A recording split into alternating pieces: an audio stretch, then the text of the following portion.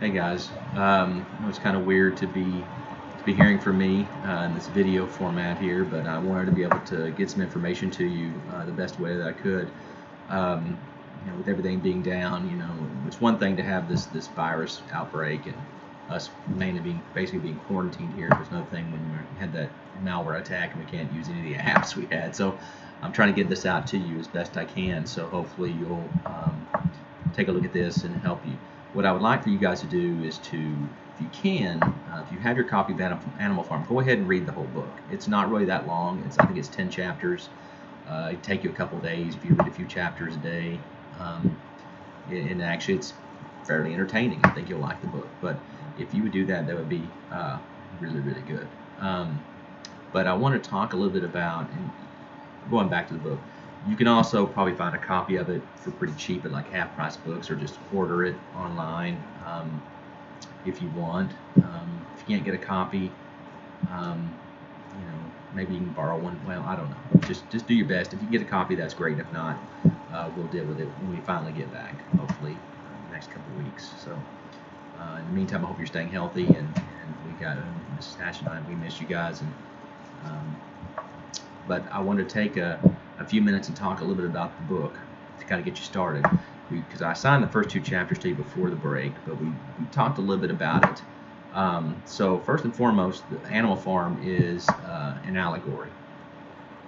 It's often been called a satire. It's also been called a fable. So let's look at those three descriptors. An allegory is any story, novel, or short story where most of the characters and the settings have symbolic meaning. Okay. In the case of Animal Farm, it is a direct correlation to the Russian Revolution, which took place, I believe, in 1917, right in the middle, toward the end of World War I. The Russians were involved. Now, this is during the reign of Tsar Nicholas II, the last of the czars before the revolution took place, obviously.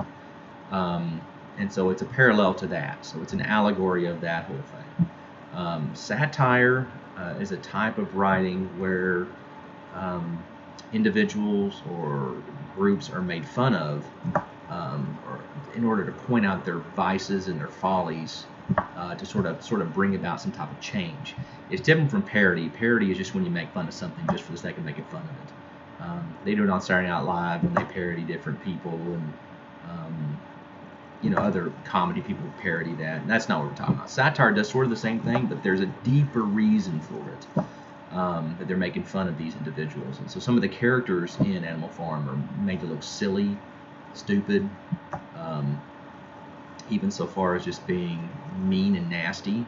And they do that in order to bring about, hey, look how bad these people are. Look how bad this pig is. Look how bad this horse is in Animal Farm, in order to bring about some type of, make you realize how bad they are, really.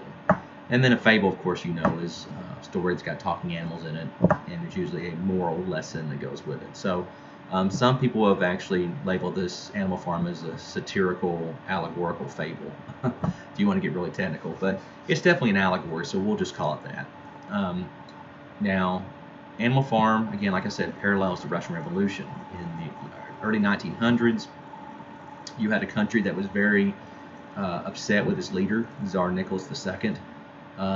He was not a very good leader.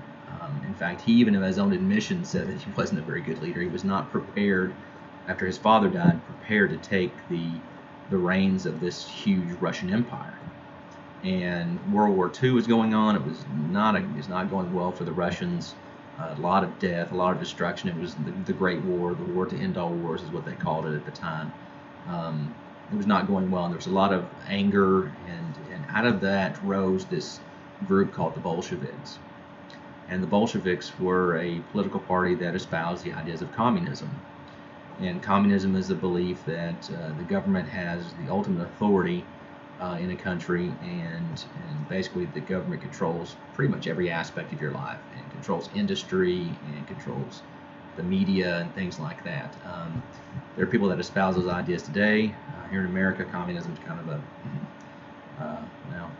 not a lot of people in support of communism. But that was the idea the Bolsheviks had. It was a little more complicated than that, but that's a very layman's way of explaining it. And it was the leader of this movement was a guy named Vladimir Lenin. Now, you may have heard of Lenin before. Very interesting guy. He espoused the ideas of Karl Marx and Joseph Engels. These guys who wrote about the overthrow of capitalism and getting power back to the people, giving controlling industry so that employers and factory owners to take advantage. They felt that workers were being taken advantage of.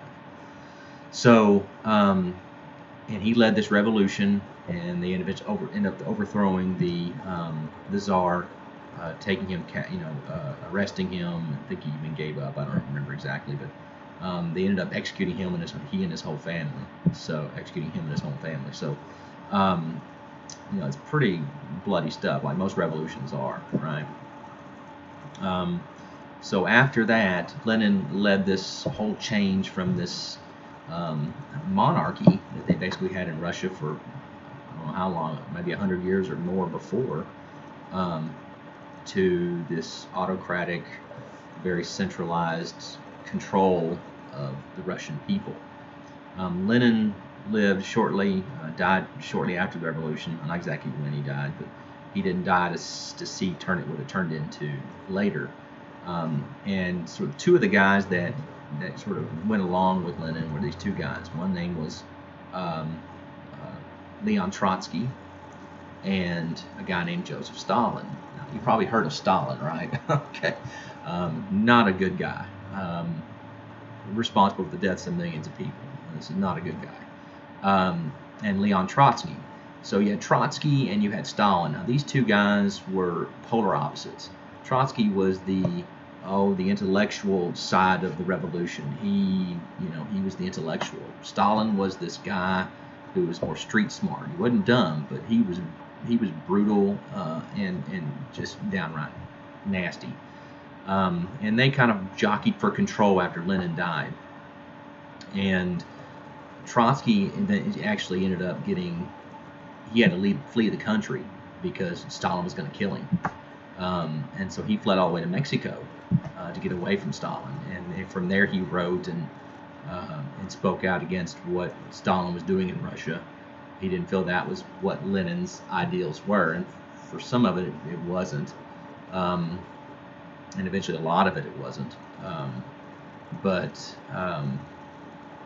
In fact, Stalin was so paranoid that he actually sent assassins down to kill Trotsky in Mexico. And they did. They killed him. So Stalin takes control, and from then on until about 1989, 1990, when the Soviet Union collapsed, and they had an iron-fisted control over the people of Russia. Turned it into what's called the Soviet Union. Now, sorry, I had to take a break there. So basically, after Stalin takes control, things are not great in the Soviet Union and Russia, and led to a lot of deaths. There were groups of people that didn't want government taking their land. That's what the government did. They took their lands, took their farms, created these giant collectives. And what ended up happening is you had massive food shortages because the groups of people called kulaks wouldn't work. They had their land stolen from them basically, and they weren't happy about it. So there were a lot of problems in Soviet Russia, and Stalin ruled with an iron fist. And if he didn't like you, you ended up in Siberia, or just flat out had you killed. In fact, many of the people that Stalin, I guess I should be touching my nose here. Stalin, people that helped get him into the position of power, he had them murdered, flat out murdered, because he was so paranoid. But he went on. Eventually, he would die, and then succession of different leaders took over in Russia until, like I said, until about 1989, 1990.